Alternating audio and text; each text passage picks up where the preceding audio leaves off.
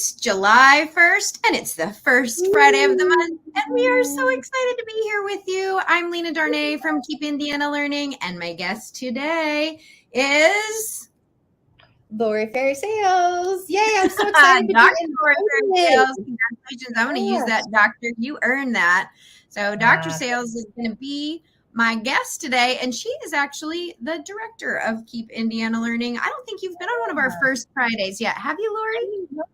No, and it took Marty being on vacation for me to be invited to a First Friday, which is okay. I am okay subbing for Marty, but she's a hard act to follow. But I'm going to try to do that today. So I'm very, very excited to be here. And it's July 1st. So the fireworks are coming and the picnicking is happening and it's going to be an exciting weekend. Yes, I as a kid, I loved fireworks. I felt like they were just these like little magical celebrations in the air, and I'd wait all day long for it to get dark enough for them to go. And then I would fall asleep inevitably right before the fireworks. And I remember missing so many years of fireworks and being so disappointed because I couldn't hang late enough. And it's weird because, then they don't just do them on any other day. So you have to wait a whole nother year. So fireworks as an adult, for me, I still get a little pop of magic whenever I see them go off. Yeah, we always did. I don't know what, I hadn't thought about this until just this minute. We always did family fireworks. So it was an uncle or someone in the family always went out and got like a truckload of fireworks. And so I think my idea of fireworks is more of the family size fireworks. Like we just didn't go and watch the city fireworks or the town fireworks. And so, we just did the little sparklers and all those kinds of things, but it was the family in lawn chairs sitting around the driveway at the end of the driveway, the fireworks were going Quintessential American summer memories. I love it. Yeah. Well, Lori, this is so fun to have you as our guest, and we are going to just talk about all the upcoming things coming up in July at Keep Indiana Learning. It's amazing. We really have a summer packed full of fun. Now, don't forget, those of you watching, thank you so much for being part of the Keep Indiana Learning family. We have an upcoming events calendar right under the professional learning on our website, keepindianalearning.org. Top of the list, upcoming events calendar. You can even add those to your school Outlook calendar, your Google calendar. Share these events widely. So many really great opportunities. New ones added on the daily. Don't forget to check that out. Lori, have you seen some of these numbers? I just looked at them before we started recording, and these are phenomenal numbers. I cannot believe, first of all, we have this big, huge contest in the office, and we're always watching our Twitter followers. And so when we reached 1,300 with our Twitter followers, there was a huge shout out in the office about our Twitter followers. So we are very excited. Thank you for following us on Twitter. And for those of you that don't follow us on Twitter, please give us a follow, because we post all kinds of interesting information about our offerings, but also just really some insightful stuff on Twitter. So we do a lot of retweeting with our specialists and with authors and researchers that we engage with. And so check us out on Twitter. Yes, so much fun. And I love seeing the numbers of hours of content, not only available, but being watched. We know that we are nothing without those of you out in the field doing the work, needing the support, finding what we're doing. So please reach out to us, keepindianalearning.org. Let us know if there's anything we can be doing for you that you haven't been able to find or see. We'd love to be in your pocket, right? All the time. We want Keep Indiana Learning to be the first place you think to look. And Absolutely. One of the awesome events that's coming up in July, free virtual event. You'll find this at keepindianalearning.org on our engagement center, which is like our Netflix for PD. We've got our live events. And part 3 of this STEM leadership series is about to drop July 18. You can catch parts 1 and 2 already on demand, and then sign up to attend live, get your questions answered, explore a lot of the resources they're going to share. This team from Ball State University is a powerhouse of STEM knowledge. You don't want to miss this. And it's presented by our STEM Synergy Expert Network, which we love connecting with everybody across the state in lots of areas. Those expert networks are the perfect place to find connection, find community, find the content that you need. Yeah. And I just would say, reiterate that Keep Indiana Learning is the place to go for STEM information, whether it's STEM school certification that you're looking for, or here we have got the STEM leadership, but how to integrate STEM across all content areas, just some amazing stuff around STEM. Yes, wonderful. Summer 2022 has been amazing around here. I tell you what, the in-person events that we've got going on have just brought back that energy, that vibe, the thing that we've been missing for a while. I mean, virtual is awesome. Trust me, I love it. That's my thing. But there is nothing like being in the room where it happens. Lori, do you want to tell a little bit about Project Impact? Yeah, absolutely. I want to give a shout out to, as you were saying, so many in-person events. We had to kind of cut off registration for most of our summer events because we just didn't have space for so many people that were interested, which we hated doing, but we'll offer some things in the fall as a follow-up. But Impact is coming up this month, July 12th through the 14th. And so there's still a little bit of time to register. This is for teaching partners. So if you're teaching down the hall with someone in your building, it can be a different grade level. This is only for elementary teachers. And we're looking for folks who want to really grow their practice. So we have none other than Courtney and Ryan Flessner, who are going to be running, that are going to be running Project Impact. And Dr. Flessner, Ryan, teaches at Butler. If you're not familiar with Ryan Flessner, he is phenomenal. And then Courtney Flessner, who's also amazing, is one of our professional learning specialists. And so they are going to partner up and create some amazing spaces for this partner group to really be kind of accountability partners. So they're going to be learning together, they're going to be reflecting together, they're going to be holding each other accountable for the changes in their practices that they're going to be making over the course of the entire year. So this is really the launching off point for the work that they're going to be doing all during the school year. And they get individual coaching sessions with the Flessners throughout the school year. So that's so fun. I love the Flessners. I mean, they really are the power duo, and they're so much fun too. Lots of energy, lots of enthusiasm, so fun. Just being in the room to hang out with them is great. But then the fact that we're going to all learn together with them for 3 days and a school year of coaching, there is really nothing better than that. I think I'm going to sign up myself. Phenomenal. Yeah. Okay, and now let's do a digital on your own learning thing. This is really fun. You could win a $50 Amazon gift card from our friends at Close Education simply by doing some fun learning on your own. So share something that you learned through this bingo board using our hashtag KINL bingo. And you can get to this at the short link there on the bottom of the screen, bit.ly/capital KINL, lowercase math, capital bingo. Those capitals are important to get you to the right spot. Download it. They're fully linked. All the great math resources, blogs, on-demand videos, podcast episodes, things that are available free and open access on Keep Indiana Learning.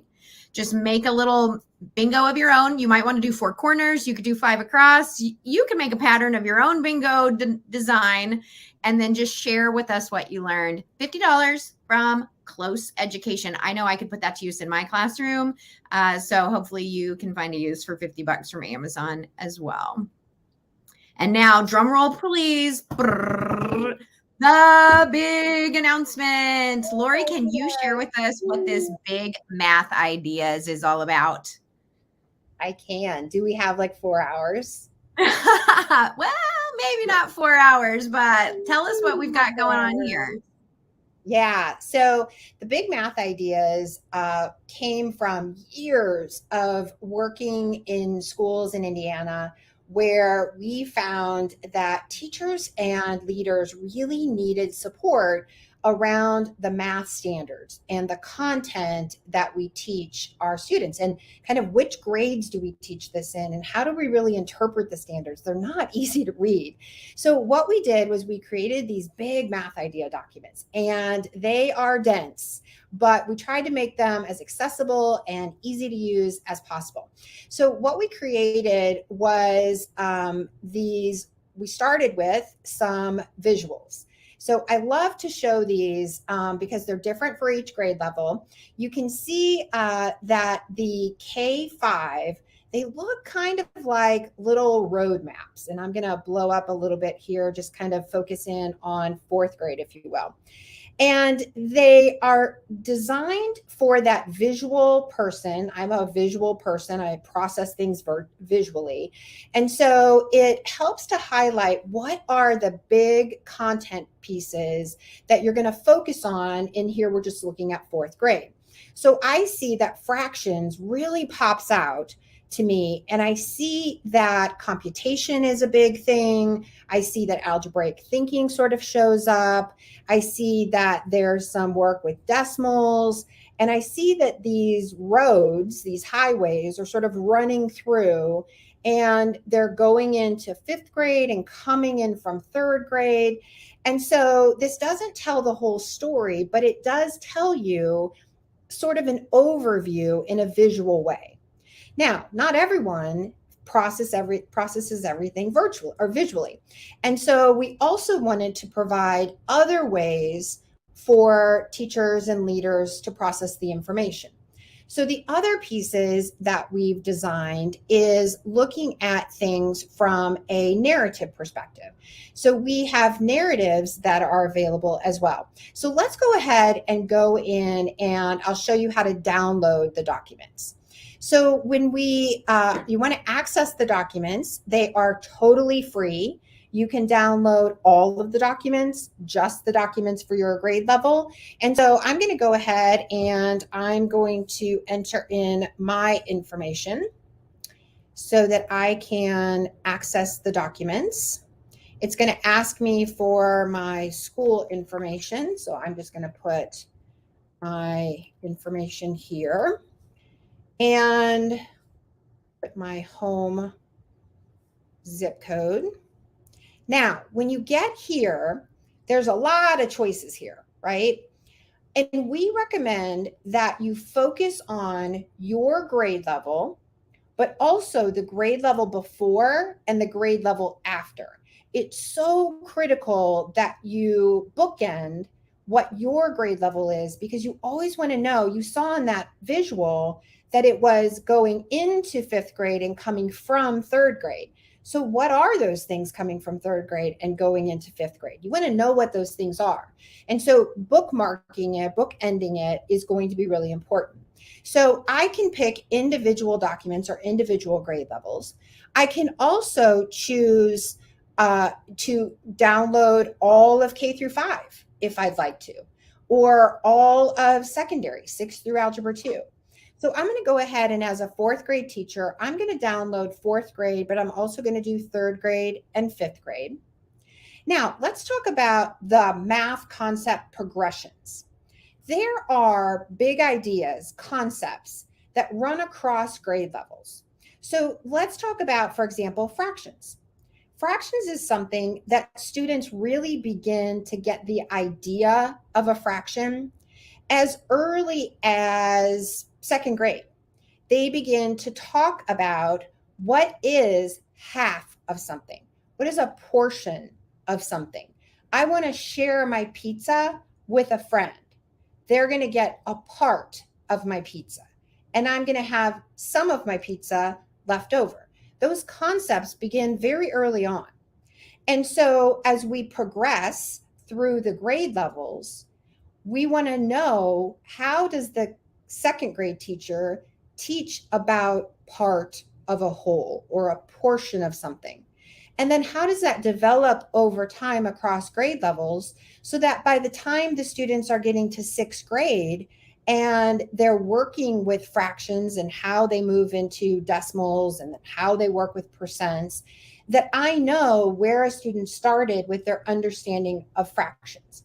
so that if a student doesn't understand fractions, I know where I need to go back to in their understanding in order to support them. So these are the progressions documents. So there's progressions for number sense, there's progressions for multiplication. Where does multiplication start? It starts as early as kindergarten. And so where is that? Where do we teach multiplication in kindergarten? And how does that idea of multiplication actually start? So I might choose the fraction, decimals, and percents. I might choose the multiplication. So these are all the documents that I want to supplement my grade level content. So I'm going to choose those documents. Then you're just granting us permission to email you those PDFs. And then I'm going to download them. Now, they're going to come to your email and they'll show up as PDFs. So I'm going to want to check my email so that I can see what documents I received. Now, if you don't get the documents in your email box, please make sure to check your spam or your junk, because sometimes your school will block emails from folks, so even from Keep Indiana Learning, if you can even imagine that. But sometimes they'll block from Keep Indiana Learning, especially if there's an attachment. So even if sometimes you've signed up for our newsletters and you get our newsletters and those come through, so you think, why wouldn't I get a download from Keep Indiana Learning? Because of the attachment. So just watch out for that. Check your spam, check your junk. And if it still doesn't come through, you can always reach out to us through Connect with Us, and you can send us an email. But also feel free to use your personal email, because we know that that won't be blocked. And so then you can at least get access to the downloads. And so feel free to try that. So I've got my downloads and I can look at the documents. So I'm going to go ahead and I'm going to access those documents just very quickly through my email and make sure. I was just searching Lena's email. So here's my documents and I've gotten them as some links. I'm going to bring up my 4th grade document. And just taking a look at my document, which is not going over to the screen that I want it to go to. So let's check that out real quick. And there's my granddaughter's belly. Okay, so we've got this document. And let's just take a look at what we've got here. So we've got some explanation and some different documents, and there's that visual representation, right?